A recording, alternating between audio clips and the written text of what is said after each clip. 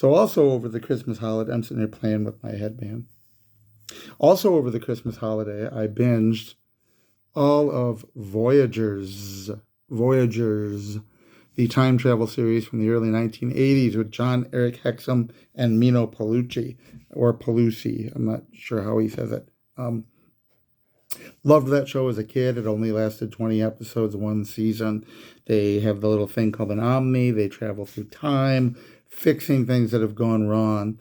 Uh, One of the interesting aspects is how much Quantum Leap appears to have borrowed from it, or at least there's similarities. After the show was canceled, Voyagers was turned into using editing techniques into a TV movie called Voyager of the Unknown. And they added some elements to it when they did that, including a supercomputer that was talking to them through the Omni and guiding them on their missions, which is interesting because Quantum Leap ended up having the computer and the evil computer for the evil leaper. And there was an evil leaper in Quantum Leap. And in Voyagers, by the end of the first season, there was an evil Voyager, Drake, who turned out to be a traitor. He had a silver Omni instead of a gold one, and he was traveling through time, messing things up. That was really the setup by the end of season one. They had done all these cool adventures, but then they had an episode, The Trial of Phineas Fogg, where Drake had falsely accused the Voyager of things. And clearly by the end of the first season, that last episode where they meet they meet Jack the Ripper essentially, and Arthur Conan Doyle, and the evil Voyager is actually there reviving the mystery of Jack the Ripper and attempting to change history. And so it really leads up well that the second season will have this added characteristic of the evil Voyager out there. I loved that show. And I'm a history nerd. Obviously, there's a lot of things about it that are not necessarily accurate. It's a show. Especially the one that bothers me, and I'll probably skip it next time, is the Civil War one where the Confederates take Lincoln. I'm a Confederate. They were the good guys, and they were the small government states' rights good guys. And Lincoln, when you look at the things he did, well, I could do a whole video on that.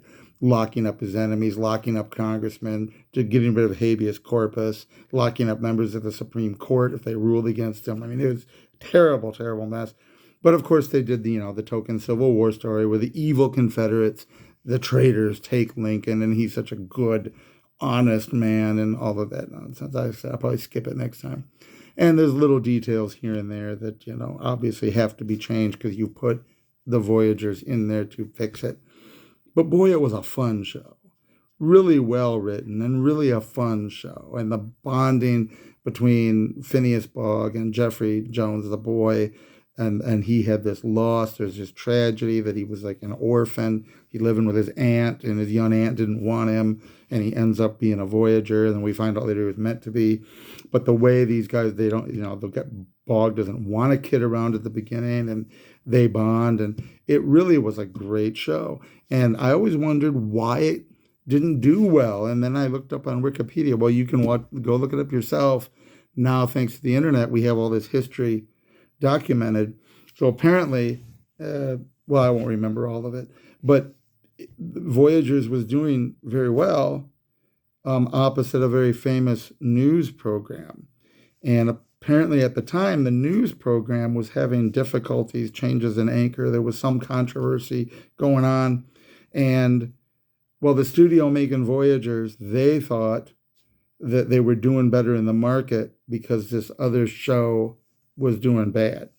And they thought it was their chance to get their own news program going and challenge the other network finally. Whereas Voyager was in a time slot opposite that had largely been for filler because they sort of knew they were going to lose the time slot. And so they canceled it, didn't think highly enough of it as far as viewership wise to give it another time when they had other shows in these other time slots. So they really just strategically let the show go so that they could try a news program, which didn't work, and Voyagers was lost. Now, of course, John Eric Hexum, who was really believed to be an up and coming thing, he was good looking, he was a decent actor, he had kind of had the muscle bound aspect, he was an action hero. They moved him to the show Cover Up, which I also really liked, and he was a model slash undercover agent. Was great. Got him more into the prime time slot. And of course, if you probably know the story, if you know those shows, that he ended up dead by his own hand, apparently not understanding how deadly blanks can be when they're up close, playing around with a prop, ended up killing himself, didn't recover from the shot. And what a shame and what a loss. And footnote, side note, I've often wondered how it would have changed the 80s had he lived, because we end up with guys like, well, particularly Arnold Schwarzenegger, who's, no offense to Arnold for his other talents, his acting, he had that whole muscle bound thing, but very muscle bound. Arnold, he fit the action hero thing, the thick accent. There was difficulty when he did Hercules. They had to dub over a voice, which is really ridiculous if you go watch it, because his English was so bad at that time. And you're like, John Eric Hexum, he would have been a great Commando. He would have been a great Dutch in Predator. He would have been a great Terminator. Although the Terminator, the accent kind of makes him more intimidating. But it's one of those what ifs of history, like the plane crash of American Pie song that cost us Buddy Holly and the Big Bopper and Richie Valens, pardon me. What would the world have been had they lived? And, had John Eric Hexum lived, where would Arnold be, or even Stallone? Some of those roles could have been Hexum's. Who knows? Schwarzenegger could have ended up the Dolph Lundgren characters, and Dolph Lundgren might have just ended up remaining a scientist. Who knows how that would have worked?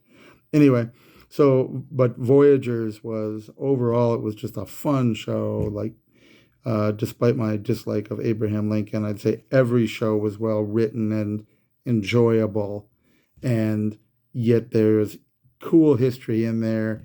And of course, if anyone watched it, you remember they always ended with Jeffrey's voice in the credits saying, if you want to learn more, go to your public library, which was really cool.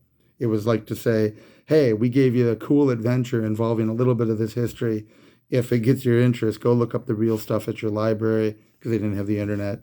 And that was sort of the neat public service announcement at the end of each episode, reminding you, go get the real history. But the show was fun, and it gave you enough of it to make you interested. Anyway, I'm all vlogged out for the day. There's like 3 in a row, but I had so many things on my mind and not been doing it over the holidays. Hope you all had a great holiday, and we'll see you again soon.